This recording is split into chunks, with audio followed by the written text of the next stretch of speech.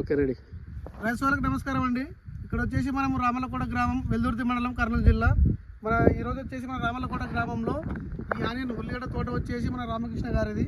ఒకసారి రైతు మాటల్లో విందాం. ఇది ఏ టైంలో వేసినాడు, ఇది వర్షాలకు తట్టుకుంటుందా లేదా, దాని వచ్చేసి కాయ సైజు కానీ, అది దిగుబడి ఎట్లా ఏ విధంగా ఉంది, పెట్టుబడి ఏ విధంగా ఉంది, ఇంకోటి వచ్చేసి మనకి తెగుళ్ళు మెయిన్గా తెగుళ్ళు ఏ విధంగా తట్టుకుంటుంది అనేది ఒకసారి రామకృష్ణ గారిని అడుగుదాం. నమస్తే అన్న. సార్ బాగానే సార్. మేము కూడా ఫస్ట్ ఇప్పుడు మీరు వేసిన కంపెనీ రకం ఏది? విక్రాన్ 90 సార్. జిందాల్ కంపెనీ విక్రమ్ 90. దీంట్లో మీకు మేజర్ అంటే వేరే రకాలు కూడా వేసింటారు కదా మనం.